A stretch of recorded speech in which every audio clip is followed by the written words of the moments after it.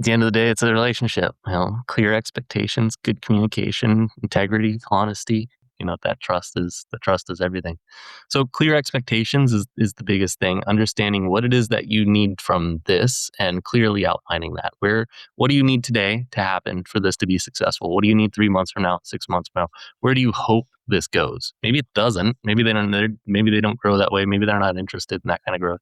But where do you hope this thing leads? Step into the world of success with your brand amplified, the ultimate podcast designed to unravel the intricacies of thriving businesses. I'm your host, Annika Jackson, and I'm on a mission to uncover the stories, strategies, and secrets that have propelled entrepreneurs and business leaders to success. I'm really excited to have Chris Brown on the show today.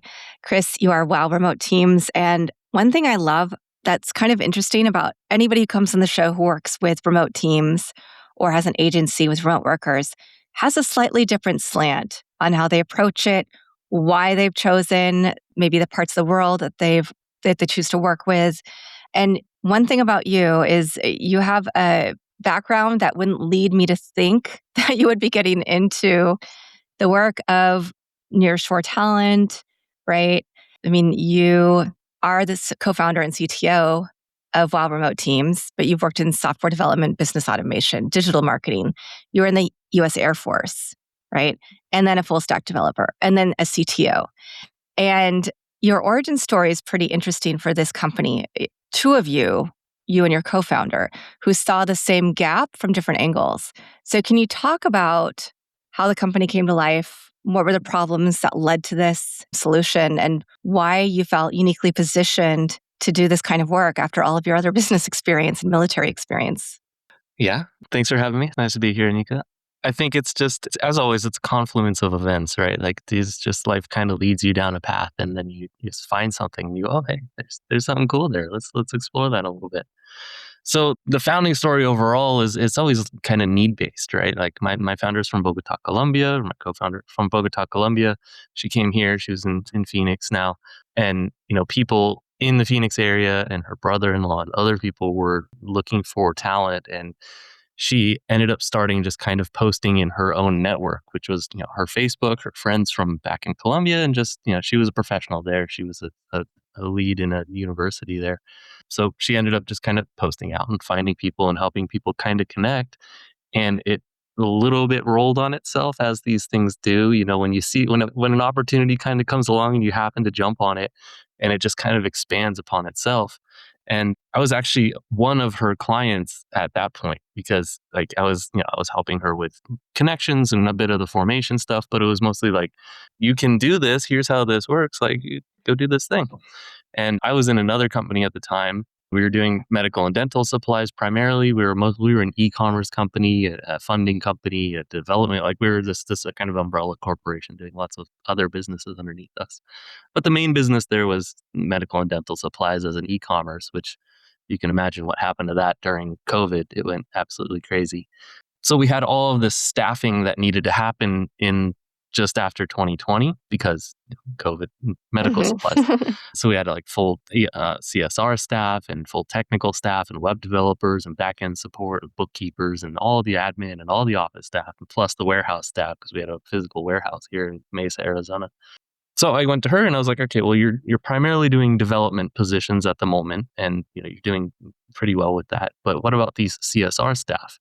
My current CSR staff, or then current CSR staff, were from mostly Louisiana for some reason, but they were all U.S. based, and they did a good job. They did a fine job. Their CSR, But what did that look like to do it in Latin America? Was the cost savings good? Was the accent sufficient? Was the level of service what my U.S. customers, and U.S. customers meaning medical and dental providers? This is B2B at this point.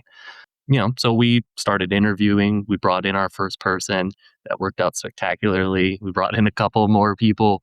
Those ended up working out quite well. There's always some hit and miss, of course. It's hiring people. People come, people go. There's turnover. And then that first person we brought in, she ended up becoming the CSR lead. And then we built an entire team under her that was all Latin American talent as the US people left or were, offboarded. And then it just everything, right? And it was Okay, well, now my web developers, okay, I need a junior dev under my senior. Okay, well, here's this person. All right, he's fantastic. And then that rolled into now the entire development team is all from Latin America. And then it rolls into, all right, well, what about my bookkeeping team? What about my administration team? What about, right? And the only thing left at the end of all of this process was the warehouse staff, because they're in a warehouse in Mesa, Arizona. They have to be in Mesa, Arizona. And you just end up with this thing where you're like, this completely transformed the way we staff our business. It wasn't a forced process. It was a completely natural, just, I can do this with a much wider talent pool, and I can do it for cheaper, essentially, by moving to Latin America. And then I came out of that business for various reasons. COVID slowed down, and you end up with problems having a large warehouse full of medical supplies in that kind of business. A little bit of not the best management I've ever done, but we learn. And she was like, hey, you've helped me a lot in all these avenues. Plus, I've staffed a bunch of your people. Why don't we talk about how do we grow this thing? There's a lot of technological needs here. There's all kinds of processes that need to be built. There's systems that need to be built or made better, right? There's a lot of efficiency loss that's happening. There's a lot that we can do to make this entire process better. Mhm. And I was like, yeah, that sounds interesting. Let me come in and see what we can do. And then it also became, well, hey, the customers that we have coming in, they would love to talk to a US person about this. And you have a lot of experience with actually doing this. My experience isn't just, oh, I want to sell this thing. My experience is, I literally built an entire team out of using this service. Like, let me tell you about it. So I end up being the sales guy somehow. So I'm on the phone with clients every day, for months and years at this point. And, I went from just this tech background, everything was very systems process, like building a team focus, to literally talking to clients, talking about business needs, figuring out how to solve problems for them, helping them understand how to use the kind of talent that we bring them, how to use remote talent in this way. And it's just such a wildly stark differential from where I've ever been before. I never thought of myself as being a sales guy. Never once in my life, but it worked out, and I think it comes from that place of, I've done this before. I know this works. I know how this works. I know what it's like to be on the receiving end of it. And also I've been involved or have built most of the systems that underlie it. So I know how everything works. So I'm really good at answering questions about it. Yeah. Hopefully I didn't go too far off on a tangent there. No. I think that's, it is a unique perspective of going from the person who needed a hire and working in that section to being able to be the person to sell that service, but have that background. Because I don't know that everybody who thinks about remote teams and creating remote companies has been the buyer of those services, has been the consumer, has been the customer. Yeah, I mean, and of course, we're our own customer. Like, we're Yeah. always using our own recruiting team to do our. My recruiting team is always recruiting Yeah. for themselves, for recruiters. We're always recruiting recruiter, Nice. and then every other position. So it's like this. I call it an unfair edge because I have a constant kind of toe in the stream of talent that's coming along. I always get to see what's out there, who's available, what kind of positions are running through. It's a really interesting place to be positioned on the B2B landscape, as it were. Yeah. What was it about hiring staff from Latin America that made you realize, yes, this is a cost play, but it's also a huge talent play for us? A lot of it's just that idea of the size of talent pool that's available. Now, Yeah. I've spent a lot of time in Latin America. I lived in Colombia for almost 5 years. Like, I've spent a lot of time in Latin culture, so I already knew that the talent was there. Like, I've been to the universities, I've seen the companies that are being built there. Like, the scale is very impressive. But the size of the talent pool, it's such a different jump when you move from, like, I'm here in Phoenix and technically in Mesa, which is just a small subset of Phoenix. And, you go, okay, well, I'm going to find a person to do CSR. Then they need to come to my office. Okay, well, maybe I have 200 people that are available at any time on the outside. Maybe 50 of those are actually workable for my solution. Maybe 5 are a real match for what I need. And you go, okay, well, if I did that remote, what would it look like? Well, if I hire in the US, then now you have a few million people, a few tens of thousands that are qualified, maybe 1,000 or so that are a good match. If they're available, cool. And then we would expand again. And it's just that same sort of stepwise process. If you can make it the whole planet, if you have a need set that doesn't require time zone and cultural alignment in the way that Latin America gives you, then that just becomes, an 8 billion person potential kind of thing. And it's huge. But the way my companies operate generally, or maybe just our management style, means that it's a lot better if I'm talking to the person during the day. Like, I don't like the black box model of going to the other side of the planet. I mean, it can work really well, but for me, it doesn't really fit our style, I guess, which is like, the black box style is kind of I have this need set. I'm going to send it off via email and I'm going to wake up tomorrow and it's going to be done. Just the dream of having things get done correctly is that. But how often does it really work that way? You need correspondence almost always. You need the back and forth of, hey, how do I fix this? How do I do this email correctly? This process is breaking here. How do we update this SOP so that it works and get that done in real time? And Latin America really gives my clients that ability. You're talking to someone who's awake at the same time you are. They're working the same hours you are. They're online when you should expect people to be online in US business case. And then, of course, cultural fit. We're all very similar. We're all very closely aligned between Latin America and the US. Huh, I was going to ask about that because I've been to Vietnam and met with different businesses and learned a lot about the business culture there and in other parts of Asia.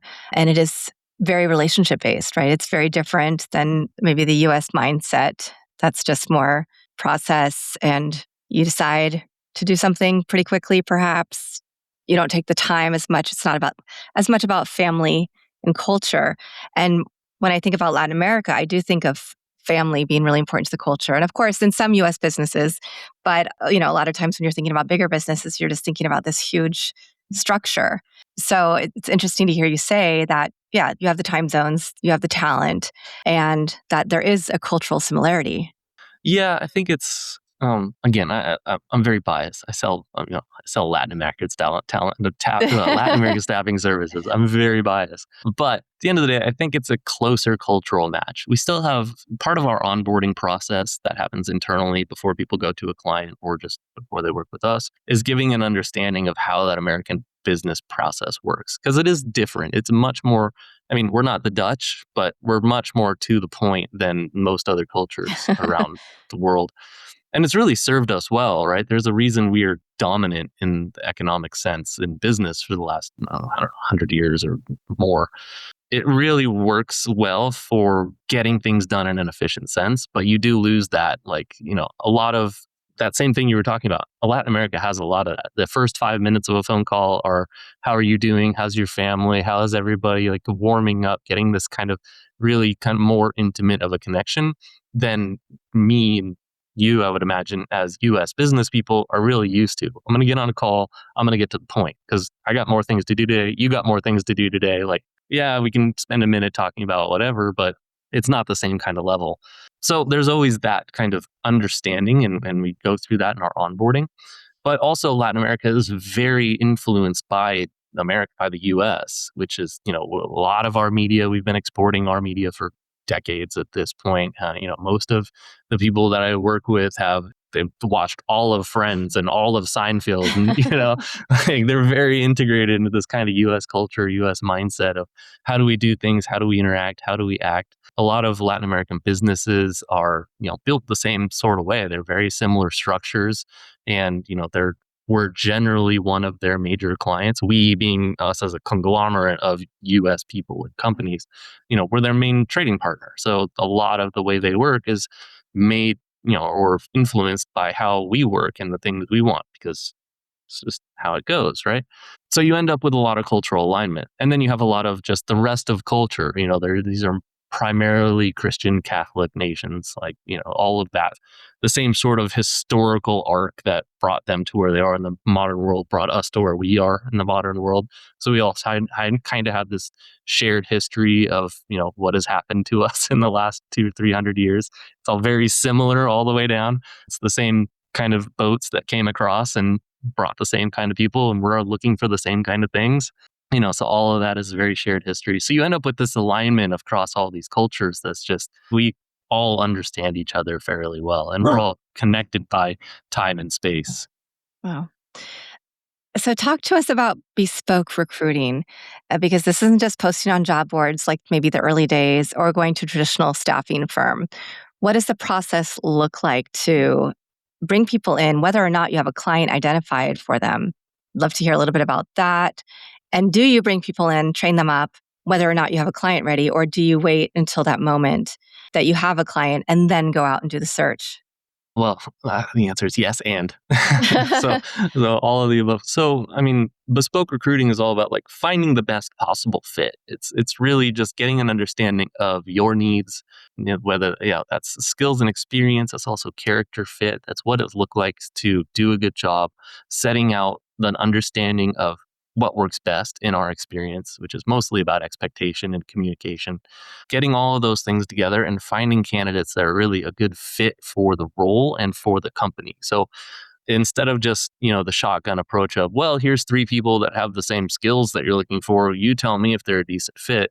A lot of the intake process is not a lot, but part of the intake process is tell me about the right person for you. Not necessarily like, I understand the skills, I understand the experience. You can write out all the bullet points of everything they have to do every day. But if you don't like the person, if you don't get along with them well, working with them is going to be tedious, right? It's a relationship at the end of the day. Everything we do is just relationship based. So getting an understanding of what the person is looking for really helps us get towards the right kind of candidate. And then from there, you have just an ongoing process. So the recruiters themselves, they're going to talk to all the candidates, of course, going to have video interviews, do all your pre-vetting. Like you're going to have a real interview with them, all done in English, of course. Get an understanding of their skills, get an understanding of their personality, see if they match both what we look for in a person for our positions and what the client is looking for. Once you get to that, then you go to the client interviews. The recruiter goes to the client interviews, but they don't run the interview. They're not doing the interview. They're letting the client do whatever interview process they want. Please do whatever it takes to know that that's the right person.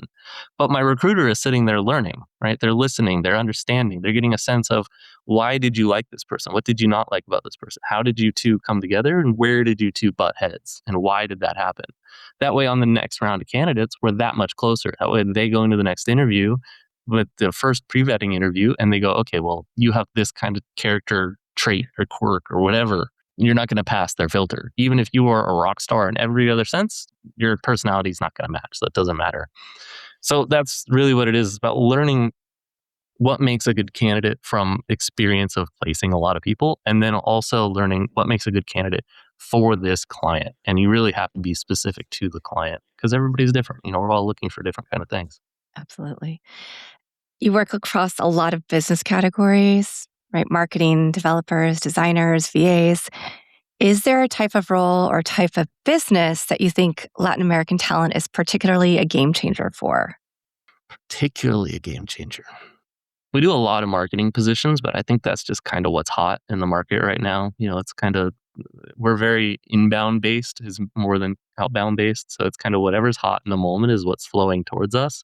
So there's a lot of marketing stuff currently. There's always a lot of developers.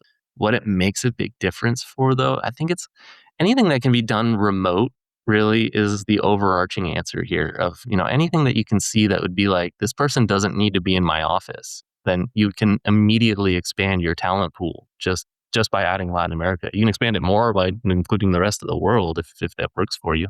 But you get such a bigger talent pool and there's a lot of cost savings and all that kind of stuff. It's just a matter of, is it the right kind of fit for your business and is that the right kind of thing for you to do in that moment?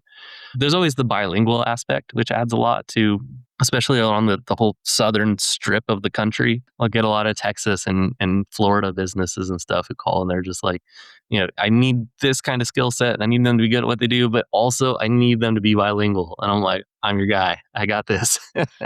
Amazing. I love hearing that. And I personally have team in the Philippines. I have team in the US. I work with a couple of digital nomads from the US who live in South America and bring their teams in for some of the work we do. But it's, I'm not the direct contact. It hasn't been something from my company specifically that they've worked on necessarily. And I heard you mention cost savings, and I think I saw that there can be up to 60% cost savings over hiring a US based employee. Can you talk a little bit about that? Because that's a huge advantage, especially considering how many businesses are starting, right? I mean, how many of us are entrepreneurs who've run other businesses, but then now we're on to our next venture and we want to be really smart about scaling. Yeah, I mean, 30 to 60% savings is just across the board. It's fairly so it's more expensive than the Philippines in general. The Philippines is the cheaper option, but it's on the other side of the world. So if that works for you, then awesome if you find the right people there. But yes, I mean 30 to 60% because part of it is you're paying someone as an international contractor. So that's generally going to save you money. You're not paying taxes in California or New York or Yeah. wherever you happen to be, which is gets very onerous depending on how you employ them, of course, depending on the structure and the setup of all of that. So there's always some, 15 to 20% savings just there, even if you paid them the same nominal rate.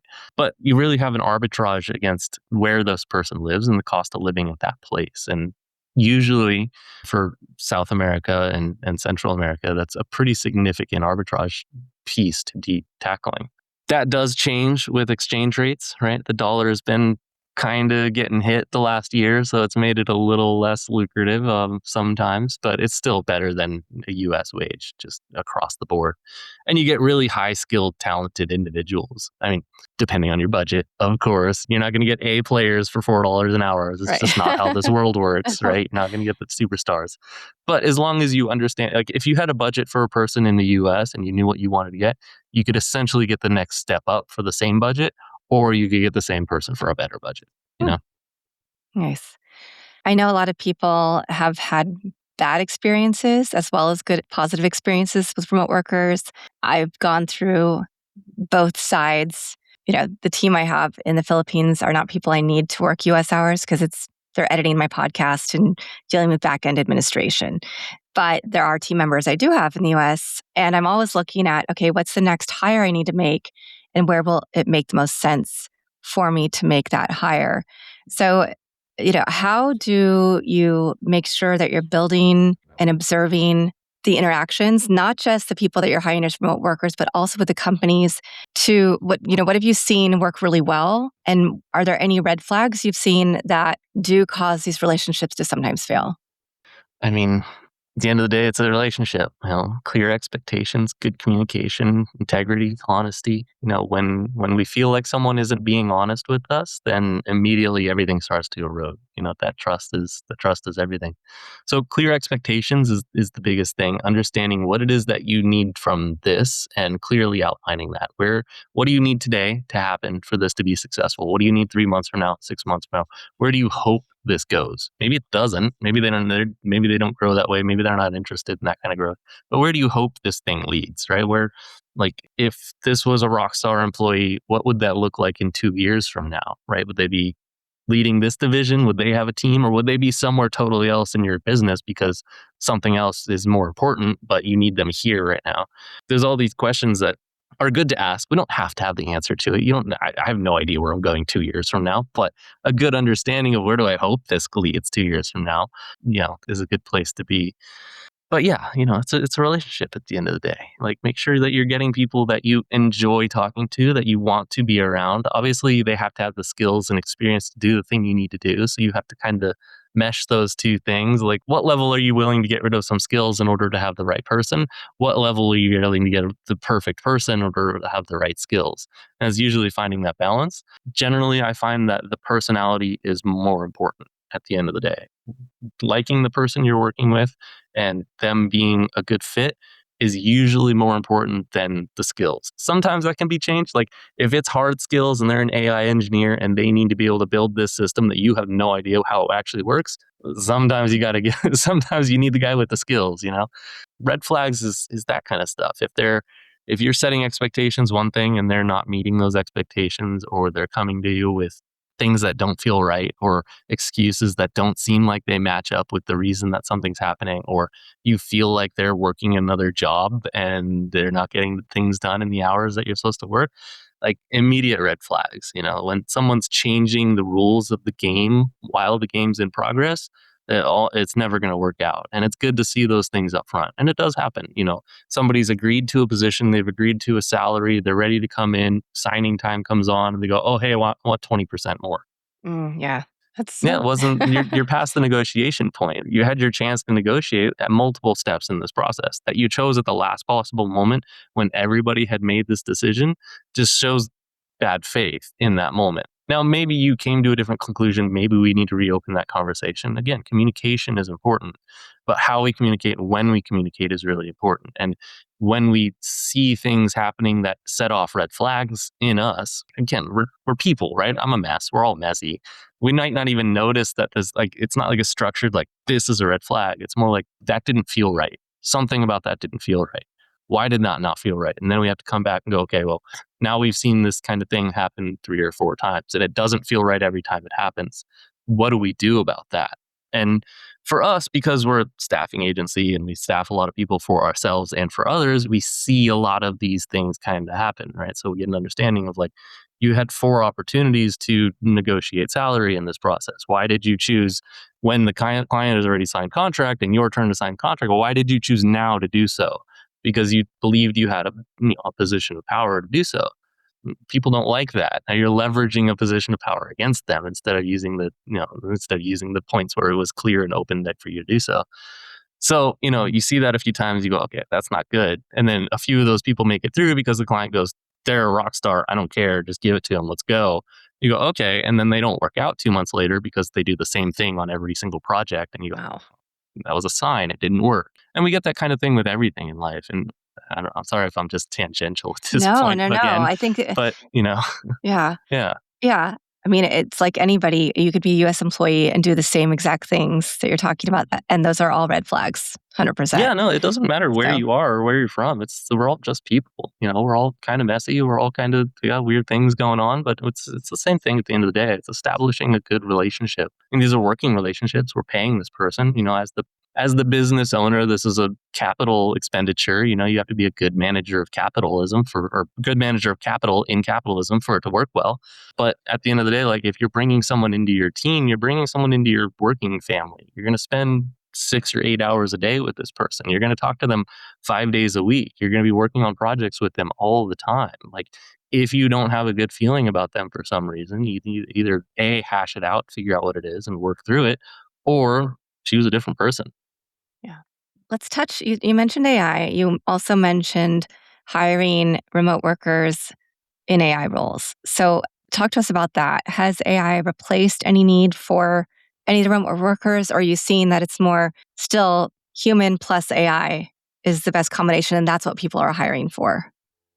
I mean, again, I'm a little bit biased because I see people hiring, right? I see people firing too on a regular basis, but I see people bringing in new roles. And those new roles, a lot of them, everybody I talk to talks about AI. Everybody my sales team talks to, every sales intake I read through, every sales intake that I do, because I still talk to clients, all of them are like, okay, here's the needs of the position. And also, here's the 2 or 3 AI tools that we're currently using. We would love that if they knew how to use those. And also, if they brought more to the table. What can we do? How can we better streamline this? How can we add more efficiency? There's also a whole new set of jobs that are now everywhere, which is like AI automation, just automation in general, and it's this thing that's become, previously the automation kind of roles were all like a software developer, right? It was like, I need a Python developer because I need to make these 3 pieces of my business scripted, and then I need them to maintain those scripts because they're going to blow up, and then I need to hire someone again anyways.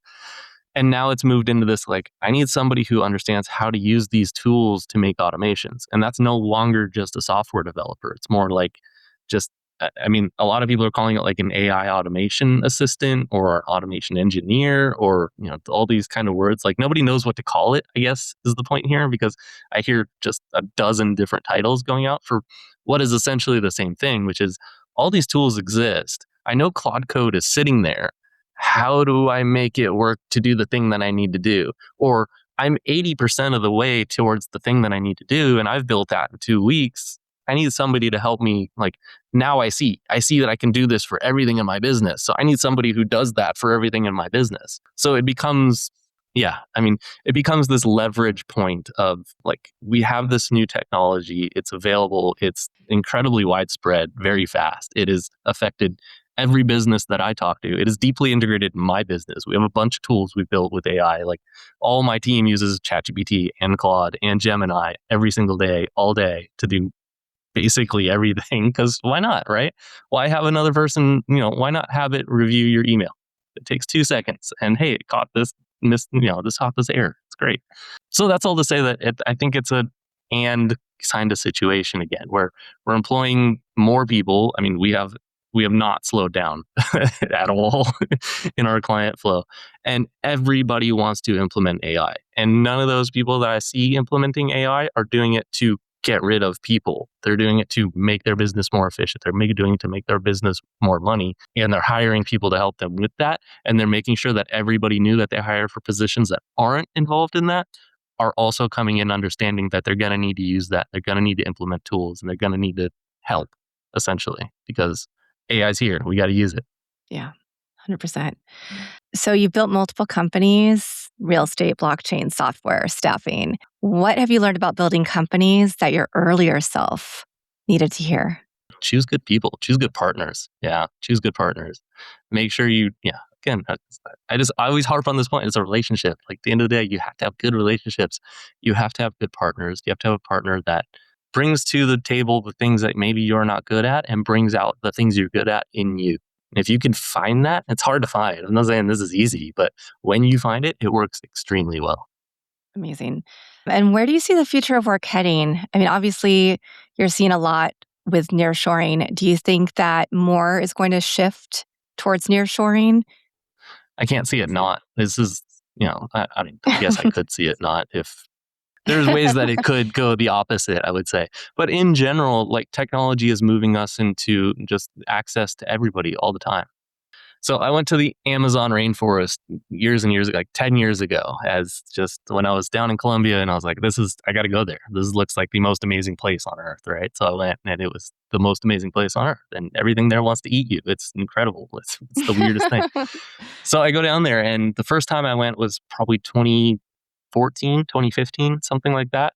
And I went and it is completely just the most like the dream of disconnection, right? There's no roads to get there. You have to fly in. I went to this town called Leticia in Colombia. It's this little tiny piece of Colombia that's right on the Amazon River and it connects to Peru and Brazil and they all come together right there. And you're literally in the Amazon. You're just completely surrounded by rainforest. Like it's exactly what you're thinking in your head right now is what it is. So you get there and you're just completely disconnected, right? There's no services. There's no road there. You have to fly in. There's no connections of any sort. They have their own power plants, like complete disconnection.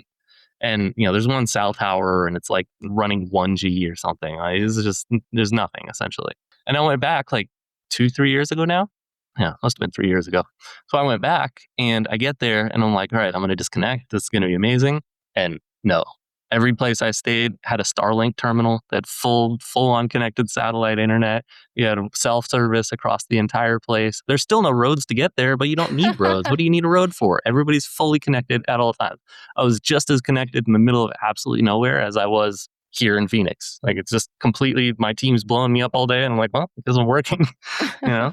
So that's all to say that we're so connected at this point and so deeply connected that it has to continue to go this way. Like there's no reason to, if I don't need to hire somebody in Phoenix, unless the right person is in Phoenix, I'm not going to hire somebody in Phoenix. Now, maybe I just hire somebody in the US. Maybe I just have some affinity for keeping my employees in America for whatever reason. Maybe I do. Then cool. But again, I don't have to hire in Phoenix. I can hire in the middle of nowhere in Oklahoma. Is just if that's where I happen to find a good person. And if I don't find a good person there, then I can go look in Central and South America, and I can look in Asia, and I can look in Europe, and I can look absolutely everywhere. And yeah, I see no reason at this point in the level of connectivity and the level of uptime, I guess is the word, of just everybody's connected. Everybody's always connected. And the strength of the talent pool is now absolutely everywhere. And I still have a lot of conversations, and my sales team has part of it in their script about like, people always ask, how's the power infrastructure? How's the internet? And it's like, it's way better than you think. because you're still thinking about 10 years ago, and it is not that anymore. Everywhere we're hiring from, like, none of my team's gone because of power outages. When we first started, yeah, that would happen. You'd have someone in Nicaragua or something, and it would be like, oh, hey, their power went out. You gotta wait 30 minutes while they get to a coffee shop that has power, or wait for the power to come back on. And now I don't even remember the last time somebody on my team had their power go out and wasn't available for some reason. It's the world's changing so rapidly into that direction that, I think we just continue to expand that way. We talked about different job roles that people come to you to hire remote workers for. What about the companies that are doing the hiring? Do they have to be a certain size? Are there specific industries? I mean, you said B2B, that you find kind of your sweet spot. Yeah, generally your medium businesses are kind of our sweet spot. So anywhere from like 10, 20 to a couple hundred employees is usually the best kind of client overall. We do serve quite a few people that are solopreneurs and bringing on their first hire, and bringing in a part-time virtual assistant and something like that. Like, I'm not going to say no. Hey, I'll go find great people. My team's going to give you the same level of service. But we find that as for us and our best client profile, it's that more medium level business, and mostly just because they already have a lot of infrastructure in place for A, knowing what a good hire looks like, and B, managing a good hire, and C, working with remote people. So for the solopreneur who I'm happy to work with. Been a solopreneur many times. Like, I know that life. There's a lot of learning curve there of what are you looking for? What is this role, right? So a lot of solopreneurs, the first sales call is usually like, I want somebody who can do 6 different things. You go, okay, well, you got to focus in, you got to pick 2, you know? So then you get, okay, well, we can help you find somebody to alleviate this level of workload for you for the price range that you're looking at, et cetera.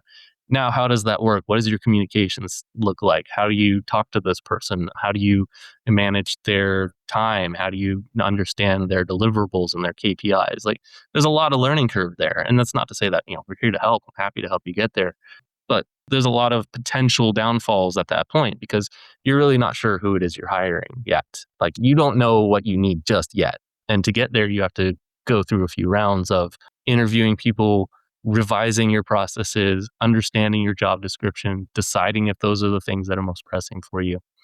And I see that medium businesses generally have a much more clear idea of, they've been down this road 5 or 50 times, and they have a good understanding of here's what the job process looks like for this particular role.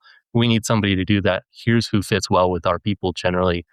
Here's our understanding of our internal culture, and here's how we operate. And then the larger businesses, of course, happy to serve them, but it gets really bureaucratic and corporate at a certain level, and it's no longer as enjoyable to work directly with the client because, yeah. Awesome. So wowremoteteams.com is your website. Any last piece of advice you want to give to any entrepreneur or SMB that's listening right now? Yeah, it's all about setting expectations and good communication. As long as you're clear about what you expect for people and from people and what your needs are, then you can get a lot further down that road. It just takes some time to find that clarity sometimes. Fantastic. Chris, do you have a favorite book, quote, poem, mantra, family motto, verse, something that helps inspire you? I love Poor Charlie's Almanac. You ever seen that? So it's like based on Poor Richard's Almanac, which was written by Benjamin Franklin, but it's Poor Charlie's Almanac. It's all about Charles Munger, so Warren Buffett's partner, and it's his speeches and his thinking and just his ideas and mental models, and it's super impactful. It's really great. I have never heard of it, and that is one I'm going to have to look up right now. Yeah, go check it out. Very It's cool. really Yeah, cool. thank I you for love it. sharing that. Awesome. Well, it's been really fun having you on. I have been thinking about, I have a few strategic hires in mind, so I'm going to have to pick your brain a little bit Yeah, happy to off chat whenever you want. air. Yeah, but I really appreciate you sharing a little bit more about the opportunity for hiring remote workers in Latin America. We haven't talked about that specifically on the show. And I love the fact that you've had so many journeys of your own to get to this place where this is the work that you're doing. And it really is about people and relationships. Like you said, you're providing new opportunities for people who need them and want them, and a big service to business owners who know they need these services, they need these people, but might not be at the place where they want to spend, all of the full-time budgets and benefits, all the things that come along with that in the US. Yeah, absolutely. Yeah, we love to help, and a lot of it's the other piece of that. Sorry to Yeah, jump on, go. but a lot of that piece is that the bespoke recruiting that we talked about. Yeah. There's such a workload there that just it doesn't get talked about a lot for some reason. We focus on the people and relationships and the right hire, but that workload of finding the people to start with, that recruiting work. I mean, I'm sure you've been down that road of you post a job and you get 200 applications and you go, I have no idea how to even start sorting this pile. That's I see it. It's a very impactful workload that people don't notice until they only have 3 profiles to look at, and then they go, "Wow, that's different." Yeah. Nice. Yeah, 100%. Awesome. Well, thank you again, Chris Brown from Wow Remote Teams. And thank you to everybody who's watching this episode, listening to it. Make sure to leave us a rating and review on your favorite platform. And I know I got a lot out of this conversation. I am sure that you did as well. If you're not ready to hire remote workers or you're not in that game yet, some things to think about, questions to ask yourself, and look into your business for those areas of opportunity. I'll be back again soon. Have a great day until then. Thanks for listening or watching to this episode of Your Brand Amplified. Don't forget to leave us a rating or review on your favorite podcast listening platform. And if you want to learn more, check us out at yourbrandamplified.com.